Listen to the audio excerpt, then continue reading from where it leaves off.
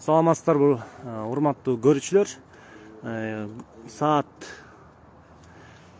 10-го 7 мүнөт калыптыр. Мына ушул маалда биз ушул 2 саат болду турганыбызга алып келгенден кийин деле. Бакыт байкени алып келгенге сааттан ашып калды. 2 саат болуп калды окшойт. Дагы деле турабыз.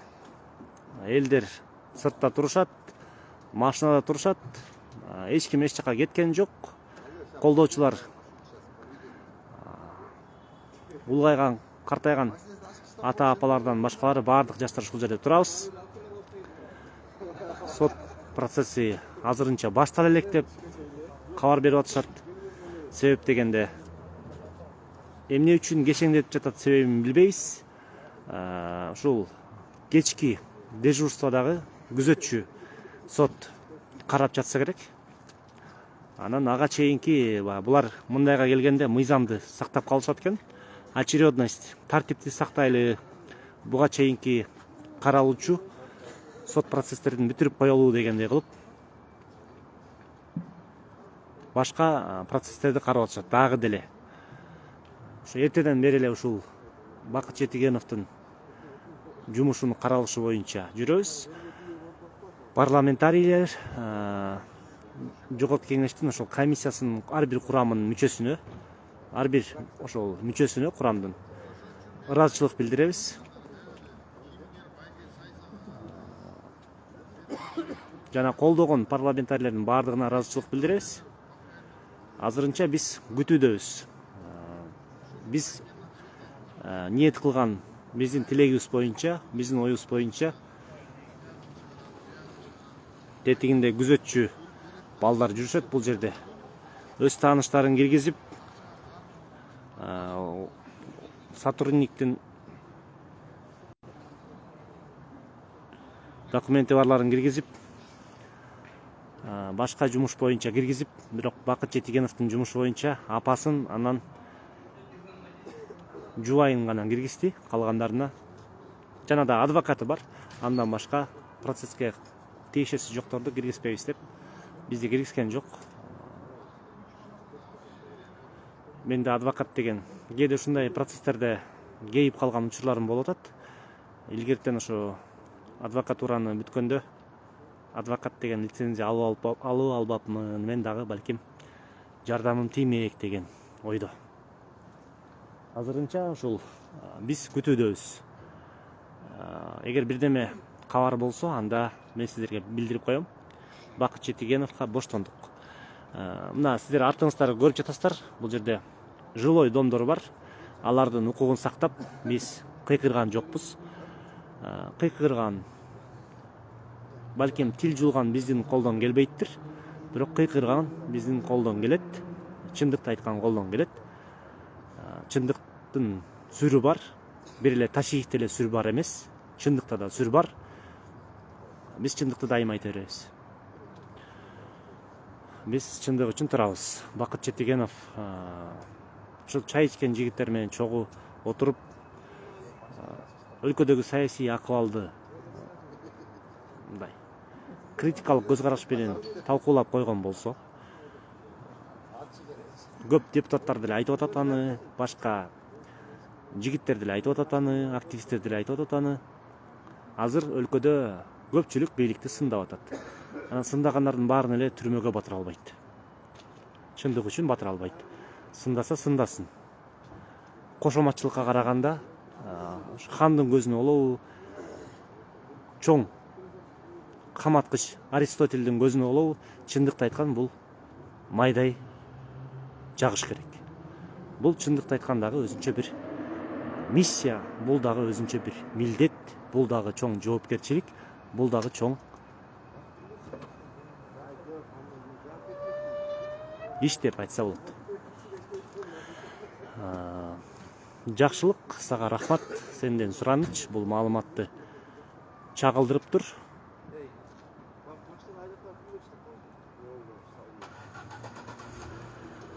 Мага достук жиберип аткан көпчүлүк бүгүн ушул Ташиев менен болгон окуядан кийин көпчүлүк кишилер мага достук жиберип атат. Ошол достук жиберип аткандарга мен кайрылуу жасап коеюн. Сиздерди мен абдан сыйлайм, жакшы ниетте достук чыгарып аткан болсоңуздар. Менин бир Facebook'та бир эрежем бар эле. Достуктагы кишилери көп, подписчиктери көп, общий друзья деп коет, ошондойлору көп. Анан страницасында, баракчасында бир кызыктуу нерселери бар, көп маалыматтарды жазган, бөлүшкөн кишилерди көбүн эсе кошом. Мен достукту көбөйтүш менин максатым эмес Facebook'та. 5000ге жеткен сайын мен кайра аларды, ошо мертвые души дегендерди, аларды азайтып, дайыма 3000ге түшүрүп турам, колдон келишинче. Ошон үчүн кай бириңиздердин достук жөнөткөнүңүздөрдү мен кабылдабай калсам, анда мен сиздерден алдыртан кечирим сурайм. Бирок анчалык эле катуу достошкуңуз келсе, анда мен кабылданган жокмун, болгону мен өзүмдүн эрежемди айтып өттүм. Анчалык эле катуу достошкуңуз келсе, анда адилет менен достукка кошуп койчу деп. Бул суранычы эмес, болгону бул каалоо болсо, ошондой сиздерде каалоо болсо, анда мен достукка кошуп коем. Андан эч нерсем кемибейт, болгону Facebook'та баягы достун санын негизи бардык нерсени сапатка жараша басым жасаш керек, санга эмес. Сапаттуу дос болом десеңиз, мен албетте сизди кошом.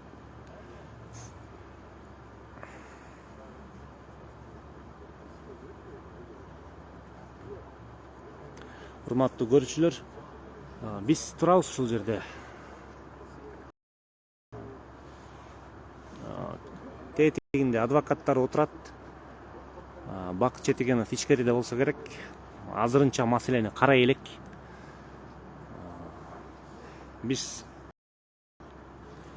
кыйкырганды токтотконбуз. Себеп дегенде жакып элдин бардыгы, айлана тегеректин бардыгы ошо жашаган элдердин курчоосунда турат. Ошон үчүн алардын укугун сыйлап биз турабыз. Ташиев мырза айтыптыр. Жок, өзү айтпаса дагы анын тарапташтары айтыптыр. Ташиевдин өз укугу бар. Кимди тарт деп кимди тарт же тартпа деп айтканга ал өзүнүн чагылдырылышын жана чагылдырылбашын коомчулукка өзү чечет депчи. Бул адам укугу деп. Эми адам укугу жөнүндө түшүнүгүңүз тайкы экен, ким ошондой пикирде болуп атса. Биз коомчулукка чагылдырып аткандан кийин, бул жашыруун иш болбогондон кийин, башка учурда жашыроондукту талап кылынган маалда жашыроондукту сактабай, анан ушундай коомчулук күткөн маселеде Бакыт Четигеновдун ишинде жашыроондук сактайм деп, камераңды өчүр деп, анан телехранительдерин жөнөтүп, жанындагыларды алып кой деп, өчүртүп кой деп сүйлөгөндөрү булар басым деп эсептейм. Ал жөнүндө кенен чонон бул эфирди бузбай айтпай эле коеюн. Мен отдельно ал боюнча сиздерге убада кылгандай, отдельно ал боюнча Ташиев мырзага жооп деп эфир жасайм, Кудай буйруса.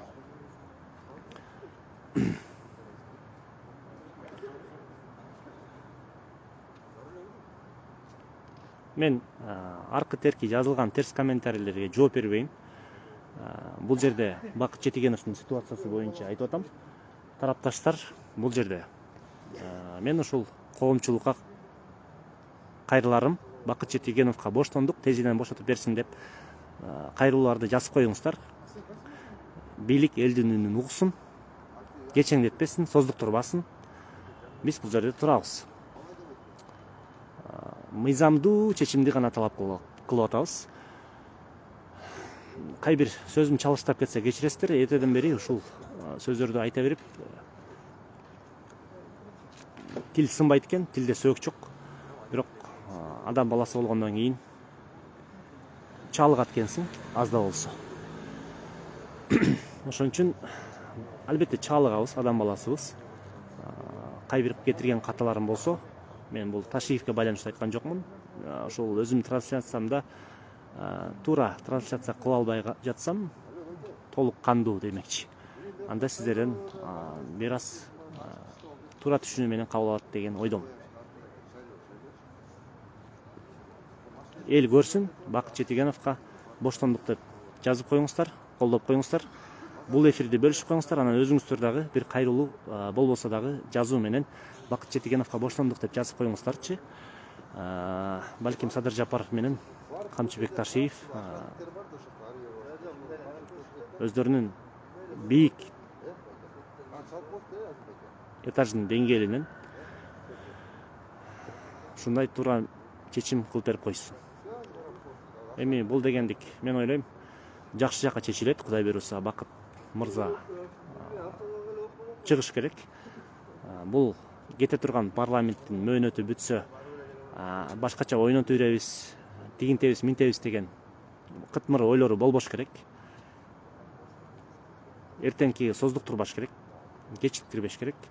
Туура карап Бакыт Четигеновду чыгарыш керек. Анан менде бир мындай пикир бар да. Адилет сен чыкпасаң деле,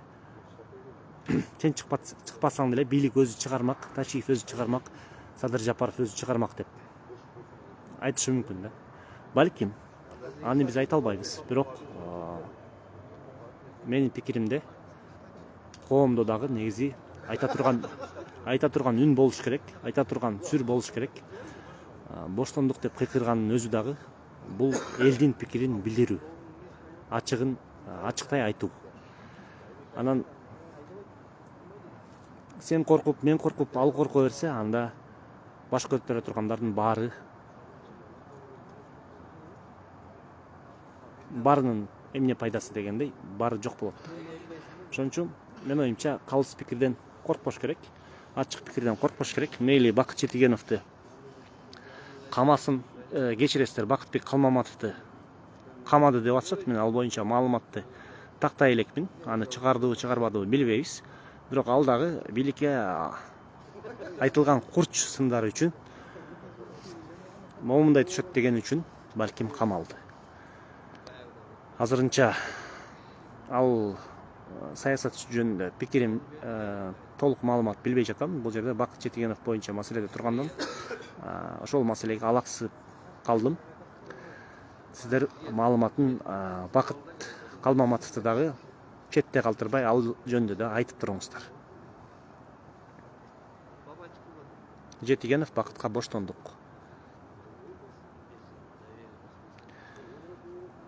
Кечиресиздер, мен сиздерден суранам. Сыйлаганыңыздар жакшы, бирок өтө көп мактабаңыздар. Мен бүгүн кичине чынын айтсам, сиздердин жазган комментарийлерге бирке ашча болуп кетиши мүмкүн. Бой көтөрүп албайын. Сиздер сындап эле туруңуздар. Сындаган бизге дары дегендей. Көп макта берсеңиздер, жолдон чыгып кетпейли. Калмаматов боюнча жакшы маалымат бериңиздер. 48 саатка камалыптыр дейт. Ал жигитке дагы боштондук каалайбыз. Ооба. Бул жерден күтүүдөбүз. Азырынча белгисиз, качан чыгарат, качан чыгарбайт. Валентина эже, здравствуйте. Как поживаете? Добро пожаловать в мой эфир. Давно вас тут не было.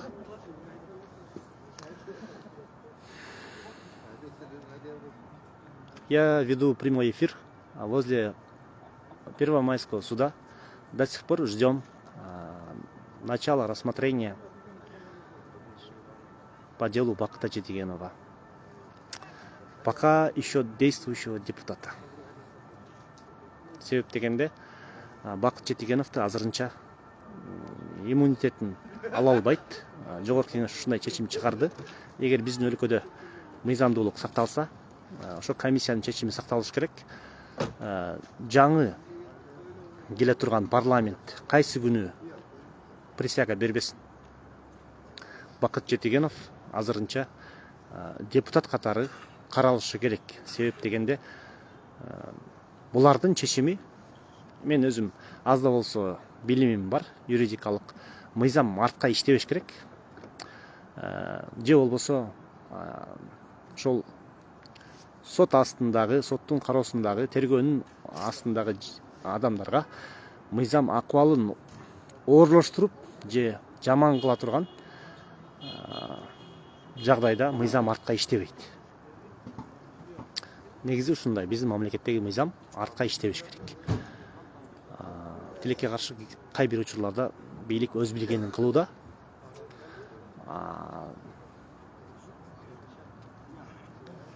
Закон не имеет обратную силу в случае, когда отягчает положение подсудимого. Саясий куугунтук болбосун, Бакыт Четигеновго боштондук. Бул эфирди бөлүшүп коюңуздар, достор. Чындык үчүн чогуу туралык. Мени көпчүлүк сурашат. Урматтуу көрүүчүлөр, сен Абдил Сегизбаевден секирип кеттиң деп. Мен бул жакта эжелерим көрүп атат. Мен эч жакка секирген жокмун. Мен Абдил Сегизбаевди дагы деле колдойм. Колдой берем, колдой бермекчимин. До конца колдойм дегендей. Болгону ар бир нерсенин өз убактысы бар. Время собирать и раскидывать камни дегендей. Есть время собирать камни, есть время раскидывать камни дегендей. Бул учурда азыр Абдил Сегизбаевдин маселеси азыр сотто каралган жок. Анын маселеси сотто каралса, ачык айкын каралса, анда биз дагы Абдил Сегизбаев боюнча чыгабыз. Ошон үчүн кай бир түшүнбөстүктөргө сен тияка секирдиң, бияка секирдиң дегендерге мен айтам, эч жака секирген жокмун. Кай бир учурда мени кээ бирлери чегирткедей көрүшү мүмкүн, тияка бияка секирдим деп. Мен эч жака секирген жокмун. Менин позициям калыстык жана чындык. Мен чындыктан эч жака секирбейм.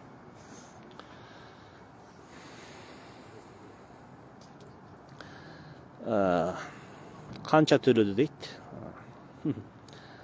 Аны айтсам, айтпай эле коеюн, канча төлөгөнүн. Аны айтсам, сиз дагы бияка келип туруп калышыңыз мүмкүн. Бакыт Четигеновго боштондук депчи. Өтө көп төлөдү да, көп. Эми бул сарказм болчу. Кечиресиздер. Анан бул сөздү кыркып алып анан дагы мынча төлөптүр деп айтпаңыздар. Биз чындык үчүн чыркырап чыга беребиз. Сиздер эле акча төлөп көндүрүп койбосоңуздар, чындык үчүн и любой жака, и любой күнү чыга беребиз. Менин миссиям чындык жана калыстык. Кечиресиздер, биз өздүккө өтүп кетпейли. Өзүн мактагандан түңүлдейт, жаатан бери эле мактанып кеттим окшойт. Жасалма сыпайы керденген дагы болбойт, ошон үчүн чындыкты чындыктай айтыш керек. Бакыт Четигеновго боштондук деп турабыз. Эми мен машиналарды көрсөтпөй эле коеюн. Бул машиналардын ичинде элдер бар. Сыртта дагы, ичте дагы элдер турат. Бакыт Четигеновду колдогон апалар дагы ичинде. Чоң апасы ичинде. Калгандары машиналарда улуу башын ылдый кылып, алыстан Бакыт Четигенов деп апалар келиптир. Ошон үчүн депутаттардан бул жерге Рыскелди Момбеков жүргөн жана мен өзүнө жолукпай калдым, бирок жүргөн деп айтышты. Анан Асель Кодоранованы көрдүм, ал дагы жүрдү. Тилекке каршы ал депутат аталса дагы силерди киргизбейбиз деп органдын корочкасынан дагы, депутаттын корочкасынан дагы органдын корочкасы жогору турат экен. Депутатты киргизбей жатат, бирок органдын өкүлдөрүн киргизип жатат. Биздин мамлекетте ушундай экен.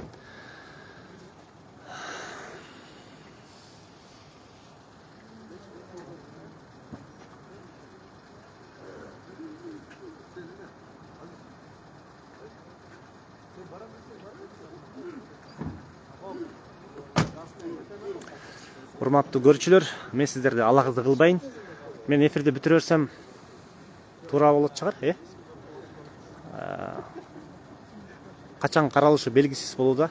Сиздер билесиздер, Азамат Мусекеевди түнкү саат ошо 12-де санкциясын берип 2 айга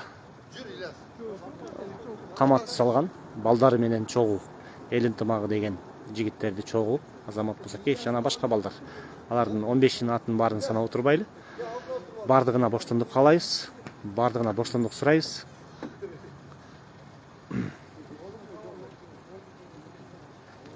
Жакшы омбудсмен болмоксуң дейсиз. Эгер сиздер ошондой нерсени сунуштасаңыздар, жакшы омбудсмен бол деп Мен албетте ошол нерсеге жарап бергенге даярмын. Болгону бул мыйзам ченемдерин карап көрүш керек. Омбудсменге ушундай бир активист жигиттер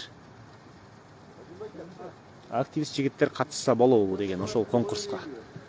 Эгер ал саясий кызмат болсо, ал жерге мындай тиешелүү бир стаждын кереги жок болсо, укук коргоочу катары жүргөн адилетти ал жерде кабылдаса, анда мен ошол конкурска катышмакмын. Бакыт Четигенов байке жөнүндө сүйлөйлүк. Урматтуу көрүүчүлөр, Бакыт Четигеновго боштондук бизге иштен суранышты. Бакыт байкенин өзүнүн тарапташтары да суранышты. Моундай турган айлана тегеректеги домдордун, үйлөрдүн, көп кабаттуу үйлөрдүн жашоочуларынын тынчын бузпайлы деп биз бул жерде мыйзамды сактап атабыз. Бул жерде жакшы жазып атат: бийлик белдүү жигиттердин белин сындырганды токтоткула. Эми тил жулалбайт, тил жуулмай жок. Баш кесмек бар.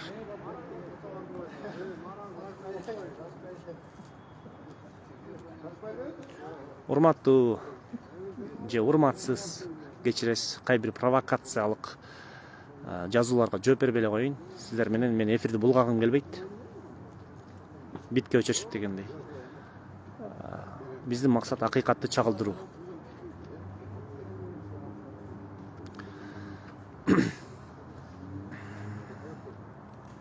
Бакыт Четигенов боюнча эми эгер сиздерге эфир кызыктуу болуп атса, анда мен уланта берейин. Бакыт Четигенов боюнча биз эртең менен ошол кече сүйлөшүлгөндөй жогорку кеңештин астына барганбыз. Ал жерде депутаттар кечке калтырабы деп балким ойлондум эле. Тилекке каршы ошондой ойлонуп калдым эле. Кудай сактасын.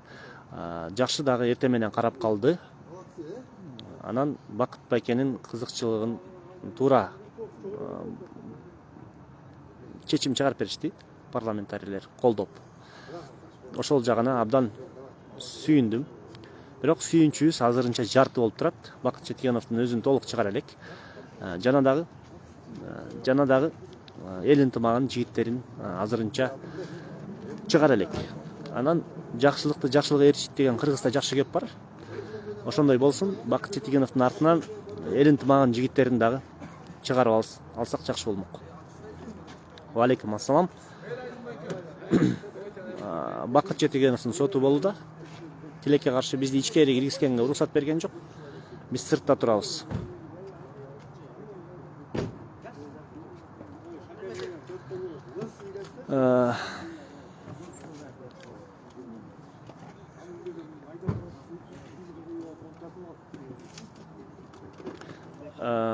Бакберди деген жигитке айтып атам, менин сөзүм сизге тиешелүү болгон жок.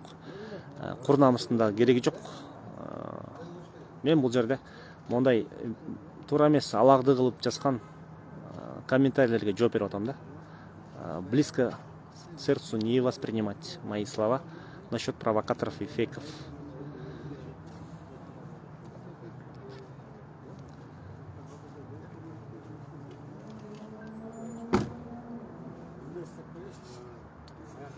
Сатар Нурали деген жазып атат: когда снимали неприкосновенность Сатамбаева, они нарушили закон, который гласит, что закон обратной силы не имеет деп жазыптыр.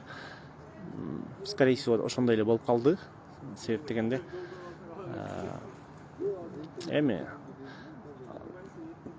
парламент кайсы бир учурда курал болуп калып атат да. Бул келе жаткан парламентке балким алар иштеп кала турган болсо, бийлик өзүнүн чечимин күчүндө калтыра турган болсо, анда ийгилик жакшы чечимдерди чече турган парламент болсун. Эгер болчу болсо, болбосо анда татыктууларга орун бошотсун. Процесс жок, ишкөн жокпуз. Процесс кеч алып келди. Бакыт байкени биз түштө дагы бул жерде болчубуз. Анан улуттук коопсуздук кызматынын алдына барып келдик. Өзүңүздөр ал жерде көрдүңүздөр. Андан кийин кайрадан 1-Май райондук сотунун астына келдик. эртеңки калтырбай темирди кызуусунда чап дегендей, таканы да кызуусунда чап дегендей, биз ушул Бакыт Жетигеновдун ишин бүгүн бүтүрүп кетелик. Жакшы ниет менен келген апалар айлыбызга Бакыт Жетигеновду жетелеп кетели дегендей ниеттерин айтышты. Ошол апалардын тилеги менен биз бул жерде калдык. Балким эртеңки калтырса эртең дагы созуктурмак. Ошон үчүн бүгүн талап кылдык. Кечеңдетип болсо дагы ушундай чечим чыгарып беришти. Бакыт Жетигенов бүгүн соту карала турган болду, бирок тилекке каршы түнкү саат канчага калат билбейм, 10да болуп калыптыр, 10дан өтүп калыптыр.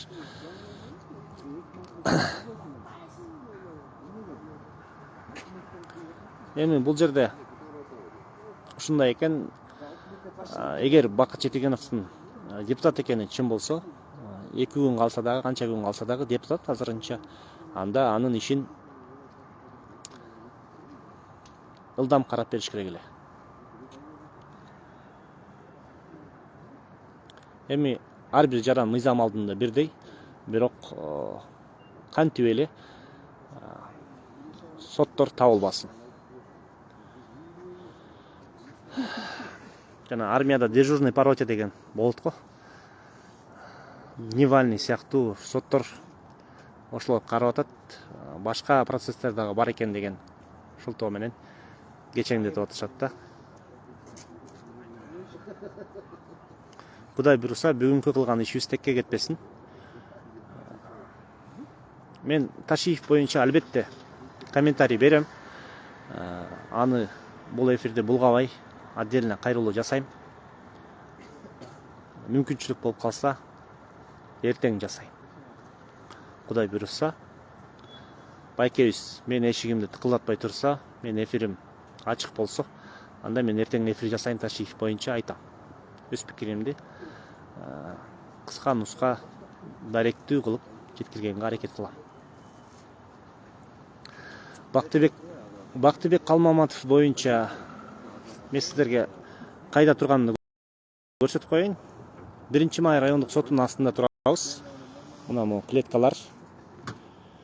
Кстати, клетка демекчи Ташиев мырза, мен кайра-кайра айткандан тажабайм. 2012-жылы ушул забор, ушундай заборду, ушул дебейин айтпайын. Сөзүм, мен юрист болчу, билимим. Ошон үчүн букваят болуш керек, ар бир тамгага далил керек. Ушундай заборду, мындан дагы кооптуу учу шиш болгон заборду секирип өткөн. Эми ниндзя сыяктуу секирип өткөн эмес, бирок ашып өткөн.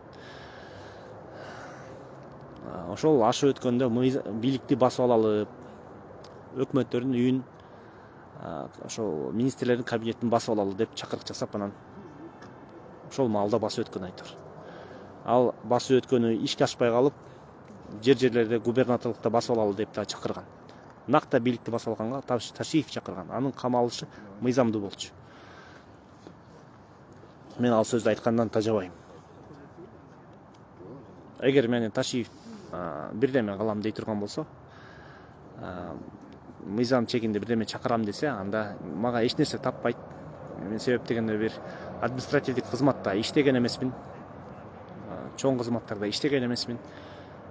Мен муну 100% уверен айта алам. Эч кандай былык таппайт. Мен ушул саясатта таза болгондугу үчүн мен өзүмө ишенип айта алам да. Ушул жерде дагы Ташиев эч нерсе таппайт. Жандай бир жерде кызматта бир нерселерге кол коюп жүргөндөргө, туура эмес чечим чыгарбаса дагы бир тарта турган кылтагы барларга ушундай бир коркутушу мүмкүн. Мындай чечим чыгаргансың, анткенсиң, минткенсиң депчи.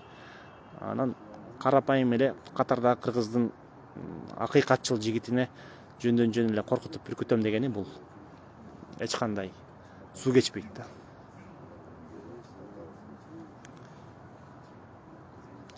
Чыңгыз хандын армиясы биздин эсибизде.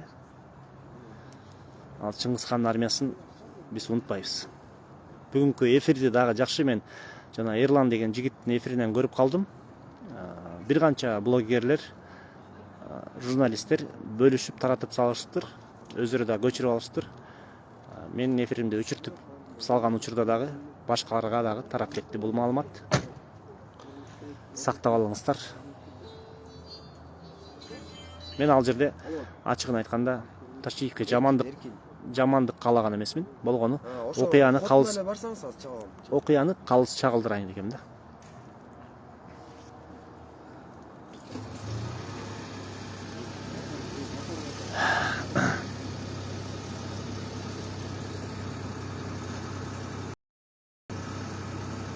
Сот залында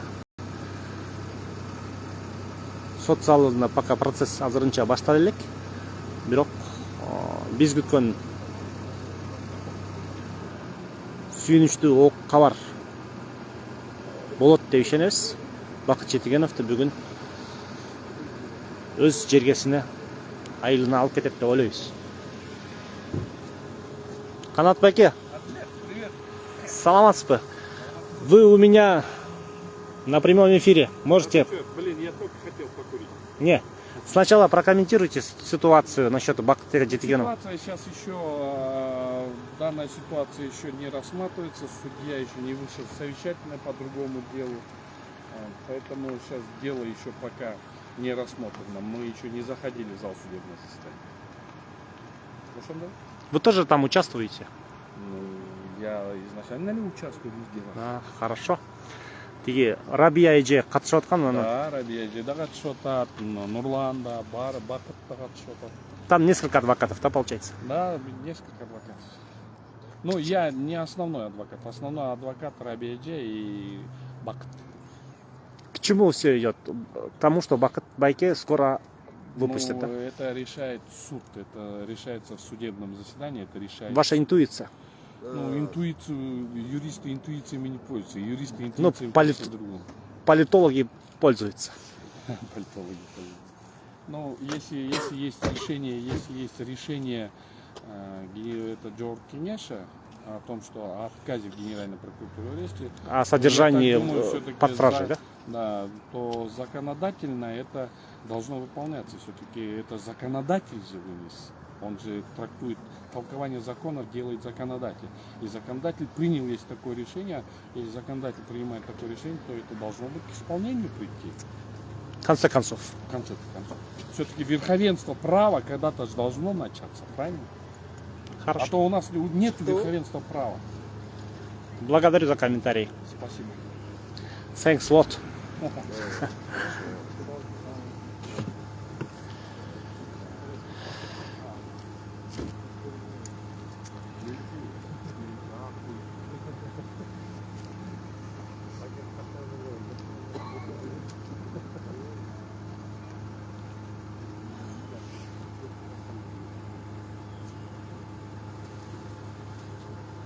Бұл жерде бір улақ деген комментарийді өчіріп қойдым. Улақ деген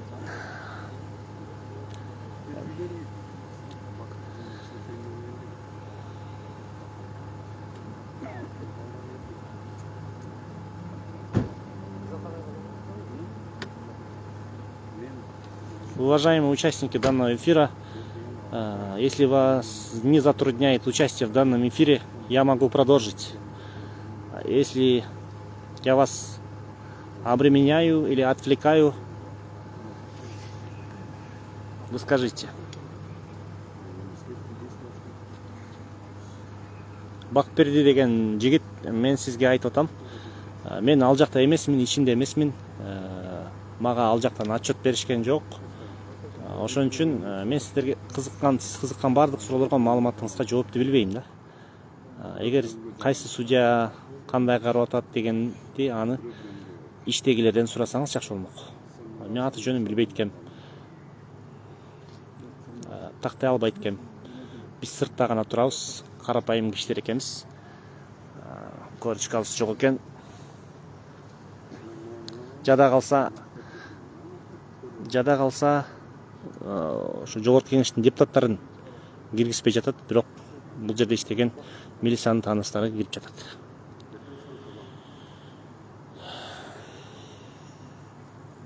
Это прямой эфир, не место для пререканий. Если у вас есть конструктивная критика или конструктивное мнение, вы можете писать участвовать. Но если вы против Бакыта Жетигенова, если вы против его выхода, и вообще вы сами против моего эфира, то вообще вам надо удалиться. Таким, кто участвует в данном эфире, я вас тут не особо приветствую. Ачык эле айтайын. Жакшы ниет менен болуш керек. Көрүп атсаңыздар, анда у вас если не благие намерения, то я попрошу вас выйти.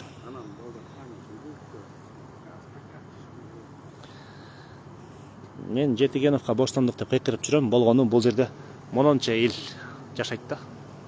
Алардын уйкусун, балким эс алуусун бузбайлы. Мыйзамда тынчтыкты сактоо деген бар. ЖКнын чечими боюнча мен силерге дагы кайталап айтып коеюн, урматтуу көрүүчүлөр, кимиңиздер билбесеңиздер, көпчүлүк депутат, мен билгенден 73 депутат ошо катышкан кворум болду. Алар колдоп берди. Бакыт Жетигеновдун камалышына, темир тордун артында кармалышына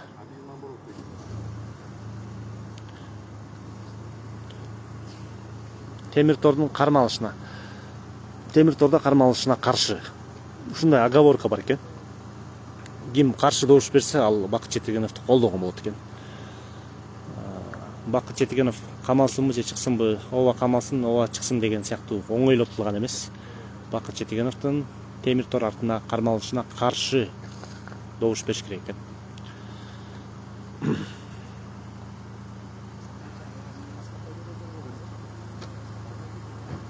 Чындыгын айта турган болсок, бул жерде Жетигеновду сындагандарга айтарым. Жетигенов жалпы Кыргыз Республикасына масштабдуу деңгээлдеги саясатчы болбосо дагы, парламентте, олчойгон аброю бар экен. Көпчүлүк депутаттар колдоп берди. Кай бир депутаттар айтып аткан, ушу бийлик менен иштешкен депутаттар кишине колдогондон тайсалдап атат депчи. Ушундай кабарларды уккам. Бирок Кудай колдоп биринчиден, андан кийин гана ошол депутаттардын себеби менен Бакыт байкенин сыйы себептүү ал кишини көпчүлүк парламентарийлер колдоп беришти. Мне интересно узнать, кто именно не поддержал. Говорят, один человек проголосовал против, то есть за то, чтобы его содержали под стражей.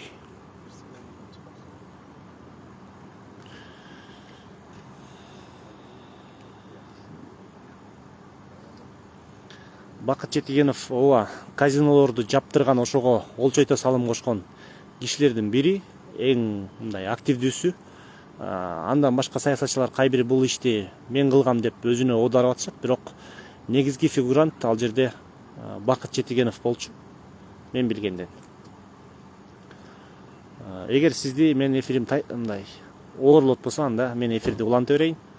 Бирок мага келген чалууларга карабай, мага жазып жаткан сообщениялерге карабай, мен ушул сиздерге болгон эфирди улантып жатам.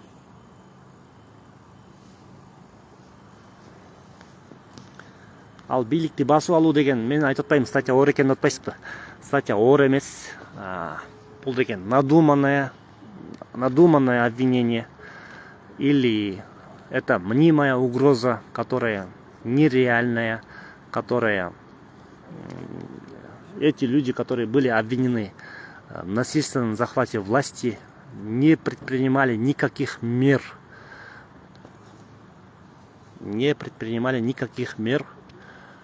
По захвату этой власти. А вот Ташиев в 2012 году как раз таки предпринимал меры. Залез через собор, перепрыгнул почти как якудза Ямакаси.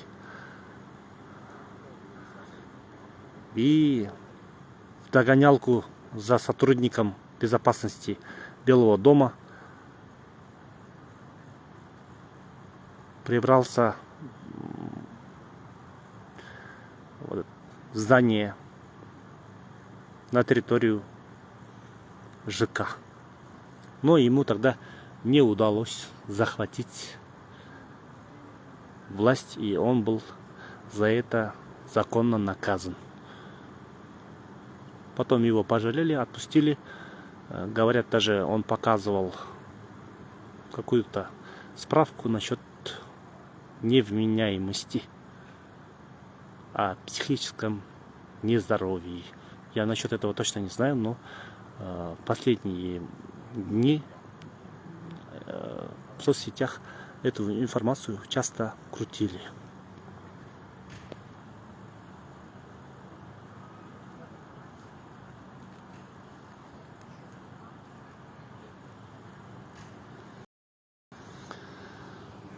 Провокация балким болгондур, ошону мен так билбейм. Бирок ал жерде арасында бир атайын суроо берген кишилер жүргөн.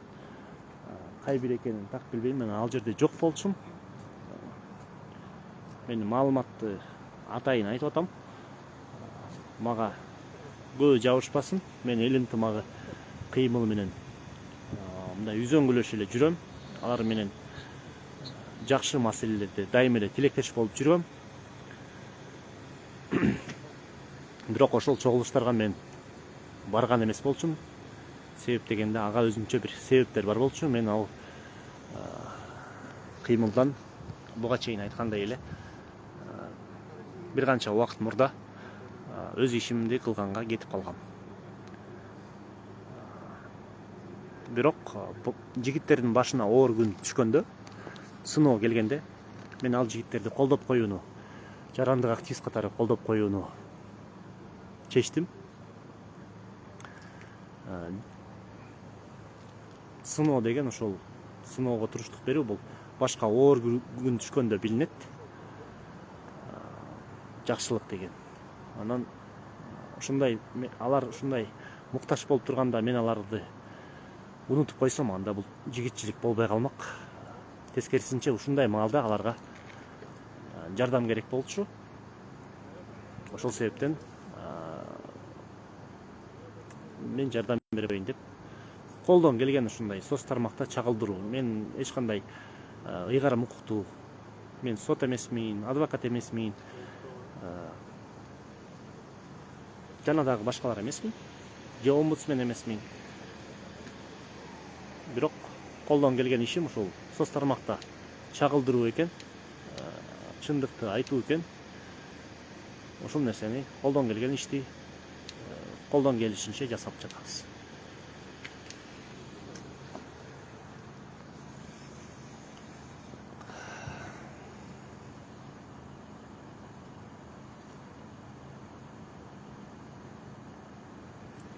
Ал жигиттер боюнча, эл ынтымагынын жигиттери боюнча сурап калдыңыз.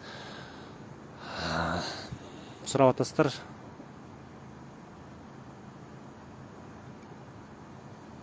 Ал жигиттер негизи карапайым эле малчы, койчу, уйчу деген, жылкычы дегендей ушундай эле жигиттер болгону. Алар кайбир учурда чай ичип, кайбир учурда ушундай шерин элеш болуп, ынтымакташып, Жети Дубан эли чүйдө чогулуптур. Чүй баарыбыздын борборубуз экен. Чүй баарыбызды кучагына кенен чоюп, кучагын кенен ачып батырыптыр. Эми чүй жеркесинде Жети Дубан эли бир эле чүйлүктөр эмес, ынтымакта бололук. Мындай калыстыкты тайманбай айталык, чындыкты тайманбай айталык деп эле ушундай эле максимум ушундай болчу да алардын ишичи. Анан бир бийликти басып алабыз деген курал топтогон, мындай опасный жумуштары, кооптуу жумуштары жок болчу, мен билгенде.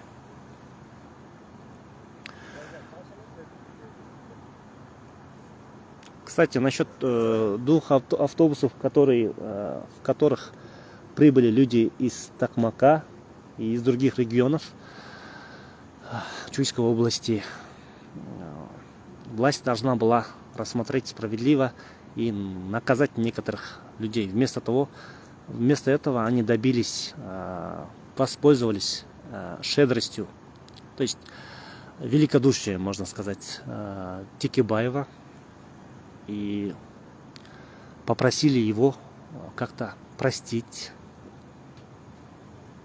И после его прощения этих ребят власть не принял никаких мер насчет тех, кто побил Текебаева. Кстати, все вот эти видеофиксации, доказательства с кафе были, насколько я знаю, удалены. В интересах, опять-таки, этих же людей.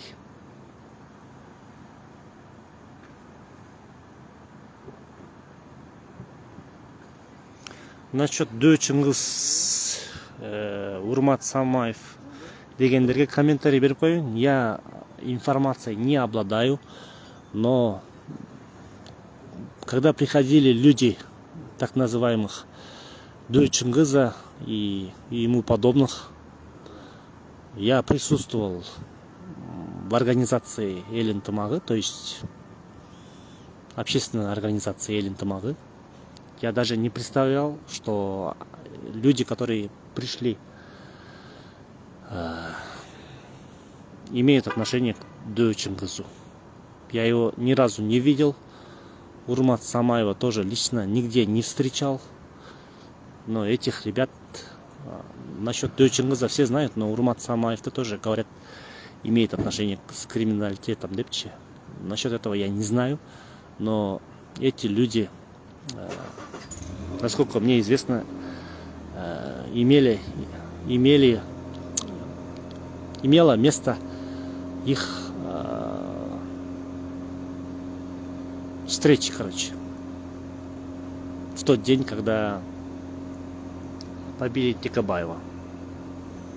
Я видел много ребят, скопленных в определенных местах, но соответствующие доказательства из данного кафе я не смог получить, поскольку кафе удалило эти сообщения, где вот эти ребята, прибывшие с Акмака, кушали.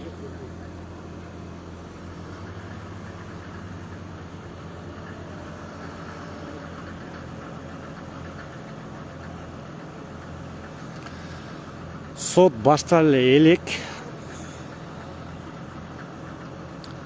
Сотты күтүбүз.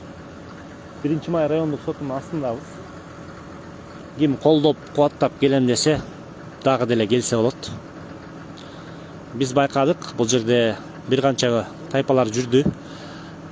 Бир канча кишилер жүрдү. Жаздырып, аңдып, Бакыт Четигеновду колдоп келдим демиш болуп, тыңчылар жүрдү.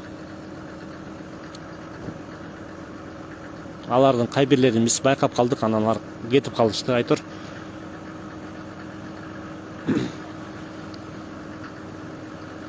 Элдер машиналарын жагып, от алдырып, ысынып турушат машиналарында. Адвокаттар ары бери басып иштеп турушат.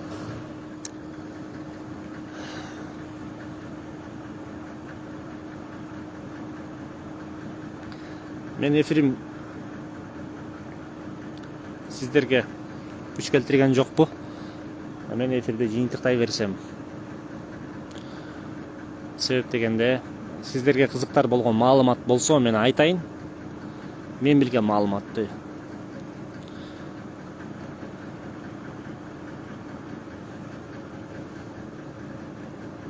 Я не знаю, Айгуль Джапарова Эже смотрит или не смотрит, но я считаю, что власти наблюдают за моими прямыми эфирами. Я это знаю.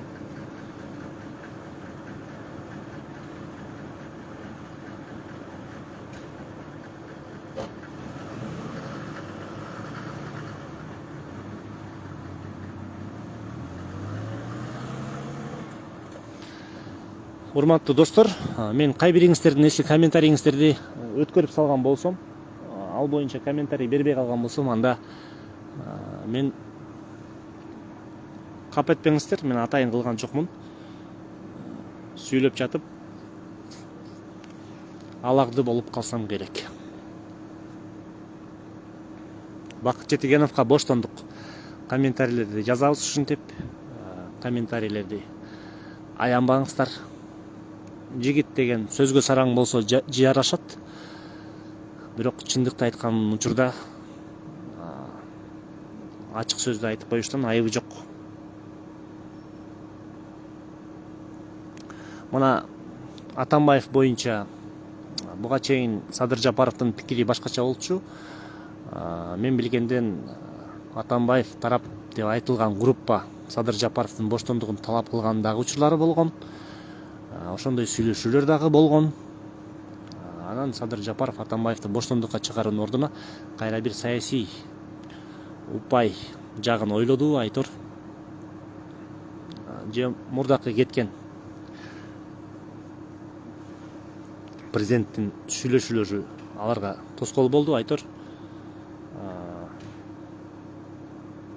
Токтоп калды ал процесс. Мына бүгүн жакшы кабар уктум. Равшан Жээнбеков 27-синде Кудай буйруса боштондукка чыгат экен. Фарид Ниязов боюнча чечим 27-синде ал Кой Таш окуясы боюнча под стража кармалгандан, эркинен ажыратылгандан бошотулсын деп чечим чыгарып берди. Бирок тилекке каршы кайра эле баягы октябрь окуясында аянтка чыккандыгы үчүн эле кайра бийлик куугунтукка алып аны чечимин чыгарып бербептир. Байкуш аксакал жаштагы кишини, 60 жаштагы кишини антип камабаса деле болмок. Ал качып кетпегенден кийин, мыйзамды сактагандан кийин, өлкөдө жүргөндөн кийин ал кишини үй камагына эле чыгарып койгон дурус болмок. Туура болмок демекчимин.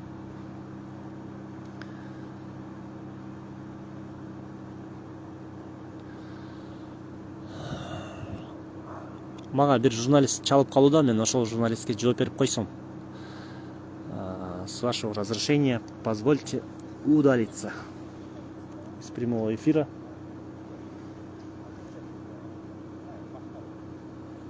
Мы пока ждем начала эфира, то есть начала судебного процесса. Кадаланып орысча сүйлөп атат дебеңиздер, поскольку тут смотрят русскоязычная аудитория тоже, поэтому в силу своих возможностей я буду комментировать ситуацию и на русском языке.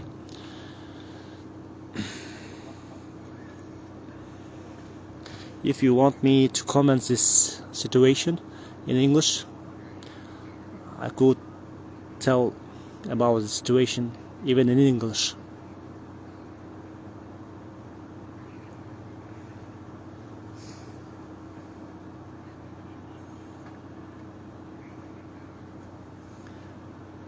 Достор, мен эфирди жыйынтыктай берейин. Суроолор окшош болуп калды. Өзүңүздөрдүн баракчаңыздарга Абдил Сегизбаев, то есть ошо тилим көнүп калган, Бакыт Четигеновго дагы, Абдил Сегизбаевго да боштондук деп. Бул жолку да Бакыт Четигеновго боштондук деп жазып коюңуздар. Сак саламатта туруңуздар.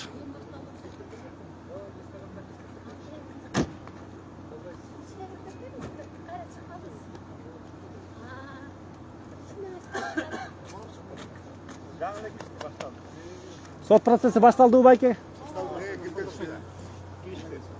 Бул жактан маалымат уккан байкелер бар экен. Жаңы эле өтүп кетти дейт. Сот процесси башталды. Канча мүнөттүн ичинде карайт, аны азыр сиздер менен чогуу билебиз. Мен бул эфирди процессти түздөн түз чагылдыра албагандан кийин могул имараттын сыртынан телепатически сиздерге көрсөтө албайм. Андай мүмкүнчүлүгүбүз жок экен.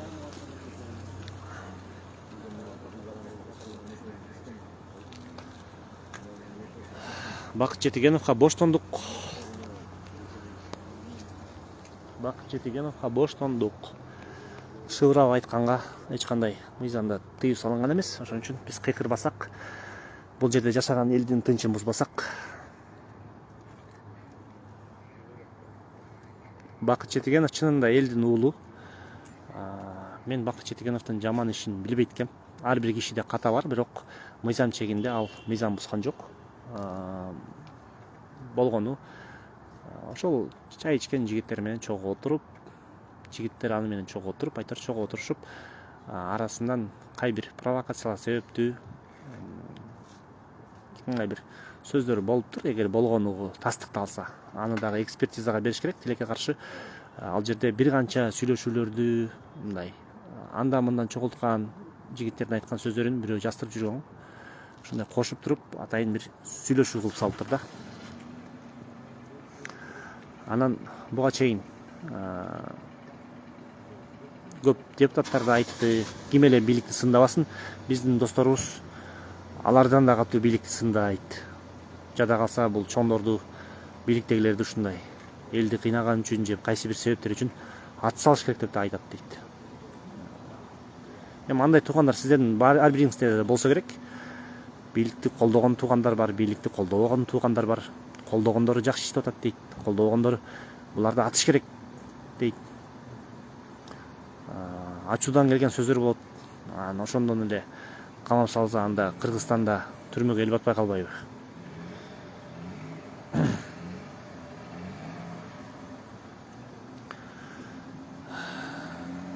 Мага бир канча чалуулар болууда, урматтуу көрүүчүлөр. Сиздердин уруксатыңыздар менен мен бул эфирди жыйынтыктай берейин.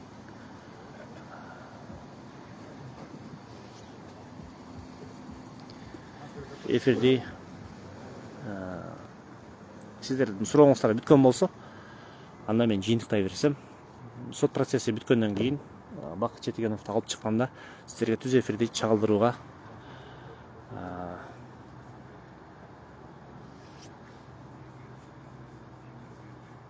мүмкүнчүлүк болсо чагылдырам, Кудай буйрса.